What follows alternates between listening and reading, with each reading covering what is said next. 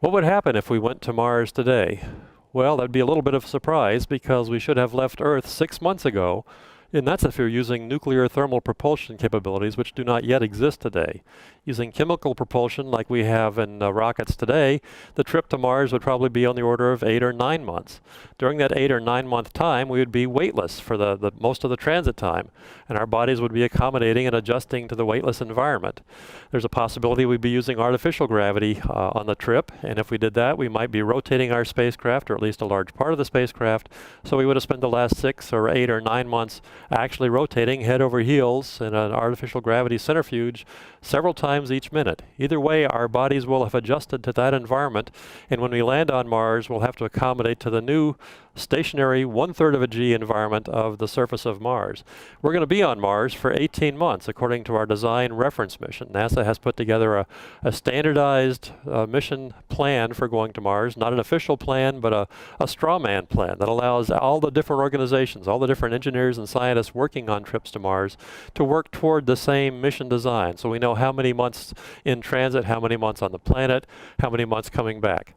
Those 18 months on Mars will be the busiest time of our happy little crew of our lives. We'll be working as productively as we possibly can on the surface of Mars to justify the expense of the mission, and it will be a large expense spread across several space agencies around the world, so that we are able to produce results that will allow future missions to fly. Results that are so interesting and so valuable that future missions will be funded and sent to do subsequent missions to Mars. And then after the 18 months on the planet, there'll be a 6-month transit coming back to Earth. So what would happen if we landed on Mars today? We would see outside of our window a view very much like this, a red landscape with a substantial amount of relief to it and a lot of prospects for exploration as we understand the planet. What we would not see is something that looks like this. This is a scene that astronauts see now after 6 months in transit in a spacecraft after they land on a planetary surface. The spacecraft is the International Space Station, and the planetary surface, of course, is the Earth. You can notice immediately the differences in color. Earth has got a lot more green to it than Mars does. Here, even in the steppes of Kazakhstan. This was just a few months ago in June when this particular astronaut crew was able to land successfully after the space station mission. We have recovery vehicles on the horizon, poised to bring a lot of rescue personnel to the landing site to help the astronauts make the transition from their spacecraft just off screen right here into a medical facility, an inflatable tent off the screen to the left.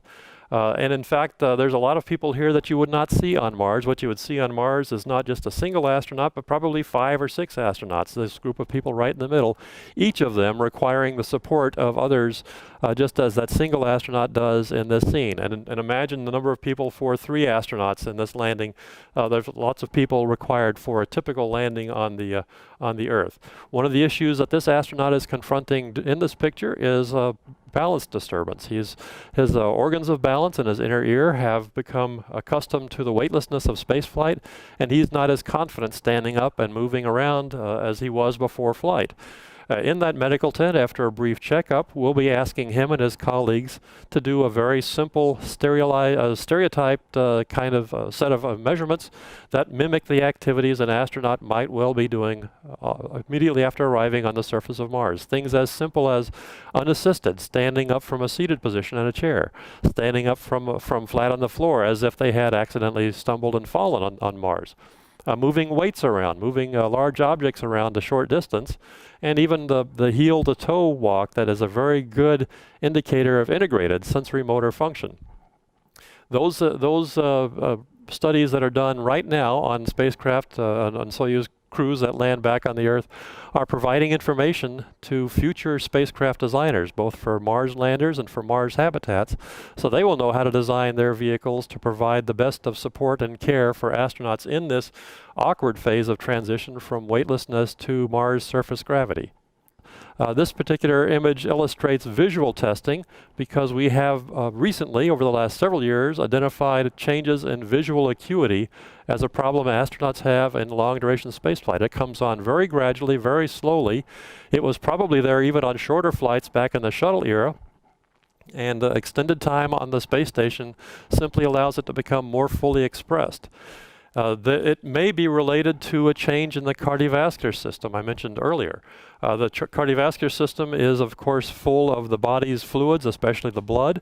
The blood does shift in the body from the lower body into the upper body. Actually, what it does is equilibrate in the absence of gravity so that it is more evenly distributed up and down the body's long axis. But that has the net result of being an increase in body fluid in the upper part of the body. The upper part of the body is where the head is and the brain, and there's increased filling of the head and the brain and perhaps an increased pressure in the upper part of the body.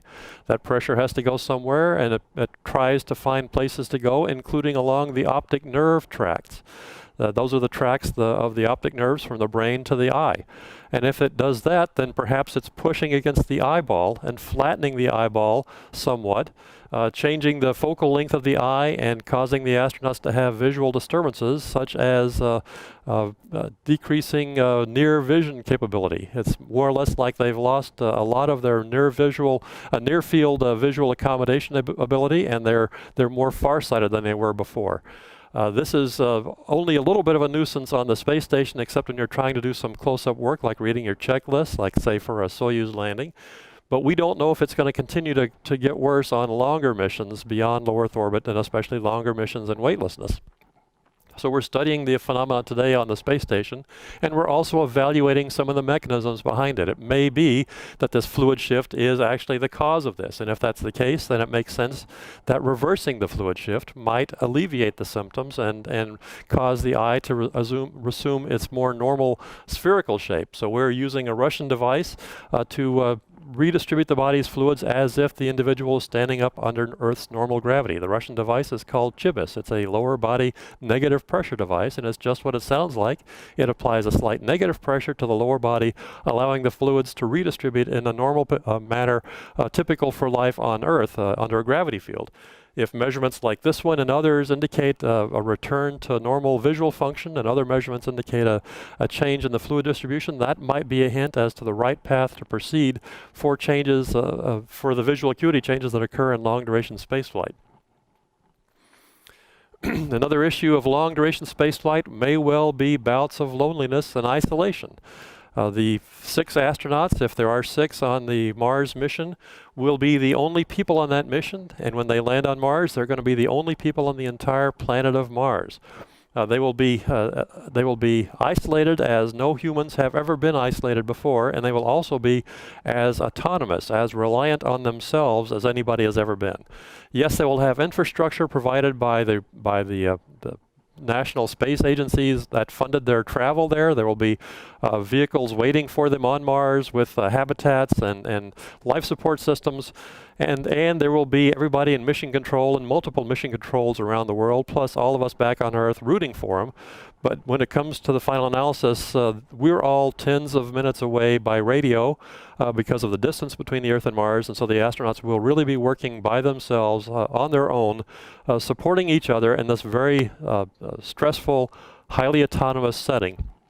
They will be trained to work with each other to understand the problems, the psychological problems of isolation and confinement and long-distance spaceflight. And I'm sure they'll be well selected and very well prepared to do this, but there will be support from back on Earth to make sure that they are able to overcome whatever challenges are presented to them when time permits. I've mentioned a few of the problems that have occurred in long-duration spaceflight, the problems that we're studying on the one-year ISS mission. We also have the effect of isolation and increased radiation in low Earth orbit on the immune system. We have changes in the flora and the bacteria that inhabit our gut, so that allows us to metabolize nutrients in a healthy manner. We have the loss of muscles and bone capacity and long-duration weightlessness. We think we have a good solution to that involves exercise, especially resistive exercise, zero-gravity weightlifting. But the problem now seems to be, or the problem now is, one of repackaging the systems that seem to be working well on the space station for use in a much more compact form on the Mars vehicle. And we also have the issue of human factors aspects of the space flight, such as diminished fine motor skills. That is, how does one manipulate delicate instruments and controls and switches and things like that if the sensory motor system and the body have adapted to the altered gravity environment of Mars and the altered gravity environment of space flight. So we're 1/2 of the way through our 1-year expedition above Earth in the ISS, and this is a chance for us to test ourselves. Have we done our homework well? Have we learned the lessons from previous missions on the International Space Station, from previous missions on the Russian space station Mir, and from a string of successful Salyut missions the Russians flew? Have we learned our lessons from the American Skylab space station back in the 1970s, and from all other human space flights? The chance to test ourselves by doing a 1-year mission is the chance to see whether the lessons we've learned so far and the predictions we've made based on missions up until now are met by the results from upcoming days and months in the 1-year ISS mission. Astronaut Scott Kelly and his Russian 1-year mission counterpart Mikhail Kornienko and their crewmates on the International Space Station right now, and other astronauts, past and future, and in fact all of us that are working on their programs here on the Earth are trying to solve the problems of long-duration spaceflight, and the 1-year mission is a chance for us to do exactly that. If we are successful in solving these problems of long-duration spaceflight, future missions will be able to proceed with confidence and secure in the knowledge that they know what to expect, at least based on our experience on the space station so far. And of course, they'll be in a better position to respond to new challenges that we have not yet been able to predict, and respond to those successfully so that their missions are successful and effective and productive. Our goal is to provide the astronauts that land on Mars, to make them as safe and healthy and as productive and efficient and as happy as possible. That is the work that we're doing on the International Space Station today. For more information, please go to this website. Thank you.